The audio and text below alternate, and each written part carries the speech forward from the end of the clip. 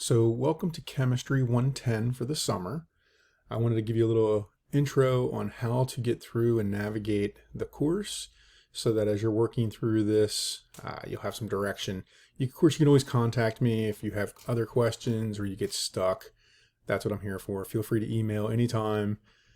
So anyway, this is going to be your opening page, of course, and then you would click on courses and then make sure up here you're in the right time frame. So we have summer 2021. And of course, I'm teaching the one course, Chem 110, but you may have others listed here. When I open the course, I'm going to go ahead and switch over here. Now, some of these things you won't see. So actually, before I switch over, let's just see what you will see. So you'd go to content. Right now, the only thing I put up is my instructor information. So you can see how to get a hold of me, the best ways to get a hold of me. Typically, it takes me about 24 hours to get back to you, depending on when you email me. After that, you'll see I'll have welcome, click here first. And when you click that, that's pretty much what's going to get you started. You've probably got this already because you found this video. It'll be listed here under course orientation. At this point, you can see it's hidden from you, and I'll start to open things up as time goes, as our course officially starts tomorrow, I believe. So the next thing you're going to see is getting started. Under getting started, I'm going to have a syllabus. There'll be a link here that'll take you there. So you can just open the link and it should take you right to what Deltec has already given you online. This gives you your course description, what's going to be expected from you, what we're going to cover during the semester, things of that nature. Under course policies, I give you my communication policies, the textbook that we're going to be using, how I handle late work, returning feedback and grades, attendance, these things. This might change a little bit just because it's summer, but most of these things will be the same. So you won't have to, if you're looking at the video here and trying to stop it and read it, again, I'll post that, you'll have that. We have an official communication plan that I give, so you can see exactly when you should expect to hear from me. Again, this might be a little more condensed because it's summer, so a lot of times I'll say give me 48 hours, but because we're in a 10-week format, you might need immediate response. And so on the weekends, I tend to check my emails a little bit more in the summer than I would during a regular school semester. After that, you'll get to course content, and you can see I've listed it off by weeks. So for week 1, if you click week 1, it tells you right on the page what you're going to need to do. So it tells you the lessons you should expect to see, the practice sets, any assignments that I've given, and then what laboratory is expected. And then for each one of those sections, you have a separate tab. So here are going to be all your videos. And of course, these are all YouTubes where I've lectured that material, and you can just go through it, pause it, watch it as many times as you'd like. And then you'll have assignments that are listed off for it. After the assignments, there'll be some practice sets. So if you want to practice what you're doing, here I've actually even given you another way to look at significant figures. And then finally, your lab expectations. Now, since we're completely online, you don't need to worry about the safety materials. And what you'll also see is I'm going to make a couple of changes. Each semester we've done this. Obviously, I think I found better ways to do it.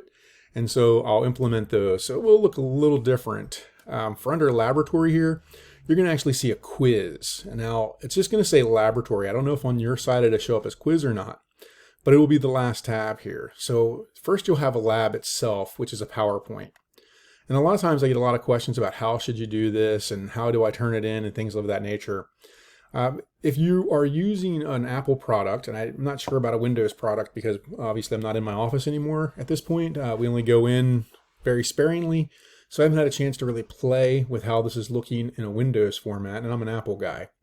But if you go up here, you can click download from here. And when you download it, you can't quite see that in my screen. Let me try to pull that up a little bit there. There's a tab that pulls up down here, and it will actually pull up the PowerPoint itself. Now, you might think to yourself, well, I don't have PowerPoint, and I don't want to pay for it. Well, you don't have to pay for it, and I'll show you how to get that for free in just a moment if you're not already aware. So that way, if you already know how to get the Microsoft Office materials onto your computer, or you've already done so, you don't need to hang around for that, and I'll show that in a few minutes here. Now, once you have that PowerPoint, you can easily work through it. You can write on the slides, do whatever you want to the PowerPoint, and that will be that. Now, what I found in the past is students get confused about when to submit the PowerPoint and how to submit the PowerPoint. So one of the things I'm going to change is, like I said, I'll put a quiz in that will follow this. So you can print the lab out, complete the lab to the best of your ability, and then there'll be a small quiz with probably 5 questions on it that will just basically be answers from your lab. So here, for instance, it might say, let's see if I can find a good one that I might actually use on here. What are the units represented by the numbers marked on the device? Okay, so if we're looking at a graduated cylinder, and I probably wouldn't pick the graduated cylinder for this, I'd probably put a meter stick or a ruler, and that way you could just tell me what they are.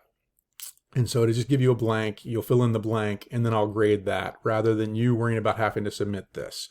So again, I'm going to put in a quiz for each lab that's going to simply ask certain questions. Like for instance, here it says number 1, state the number of significant figures in each of the following measurements. And then I'm just going to pick a couple of these, and you'll simply answer them in the quiz. And that'll let me know that you've actually completed the lab. And so it's just going to be random places where I'm going to ask these questions. So if you complete the lab, you'll already have the answer. All you have to do is go in and do the quiz, and you'll get your points for lab that way.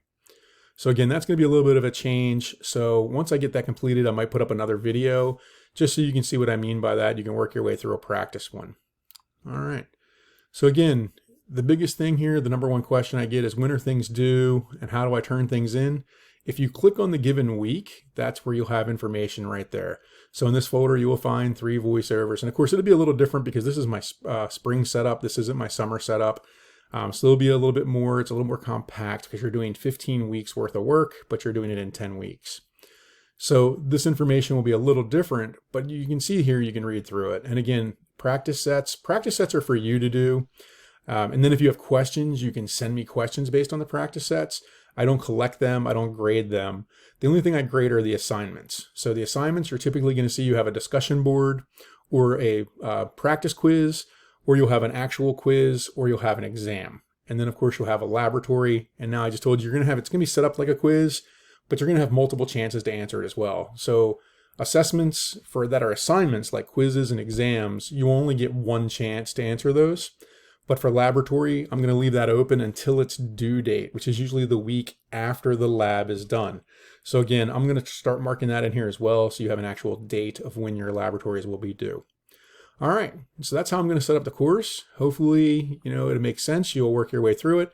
If not, contact me. We can always set up Zooms, and we can go through it, and you can see how to do it, or where I mean things are, that kind of thing. So until then, if you have questions, feel free to reach out. If not, good luck with the semester, and I hope to see you soon.